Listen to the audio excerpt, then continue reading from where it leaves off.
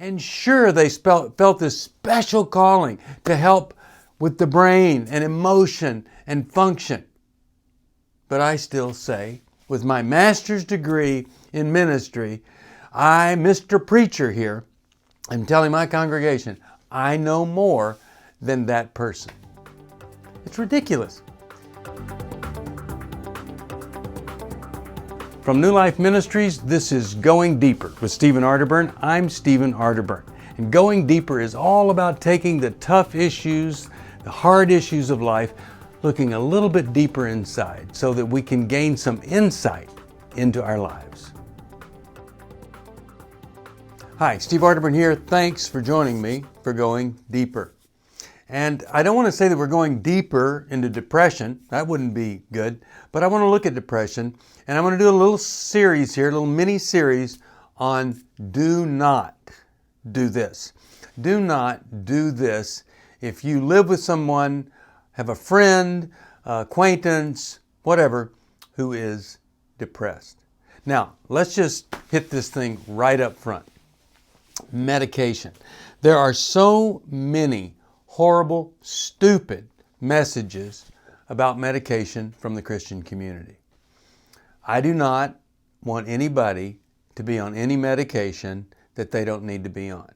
Secondly, I've worked against drug addiction ever since 1972 is when I first started working. I am not trying to ever support anybody being addicted to anything. That being the case, I would never suggest a medication or people being on medication if it led to addiction or dependency or something like that.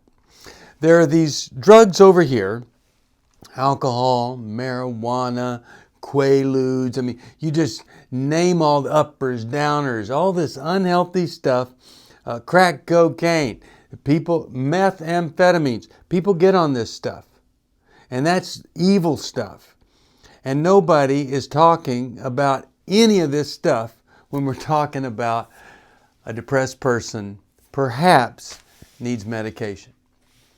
If a depressed person is depressed, they're probably not going to be making very good decisions anyway.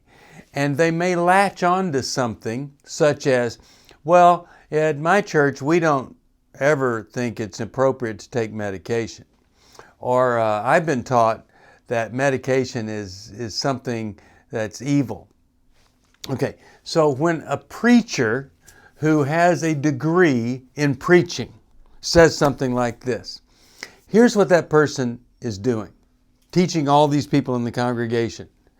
That person is saying, me, with my degree in theology or my degree in ministry, I got a master's degree in ministry, I am telling you that every devoted Christian person who felt called by God to be a physician and then specialize in psychiatric problems, and that every one of those Christians who've committed years of study, and now they're prescribing medication for folks who have psychiatric or psychological problems. That little minister there who has his degree in ministry, he's saying all of those people are evil, dumb, deluded, don't know what they're doing. But me, with my master's in ministry, I know better than them. Sure, they're committed Christians. Sure, they felt the calling of God. Sure, they studied for years about the brain and how it works and people's behavior. And sure, they felt this special calling to help with the brain and emotion and function. But I still say, with my master's degree in ministry, I, Mr. Preacher here, am telling my congregation, I know more than that person. It's ridiculous. Let me give you an example. The person who was closer to Jesus than any person I've ever met lived in Bangalore, India. I was able to be with him 2 times, psychiatrist.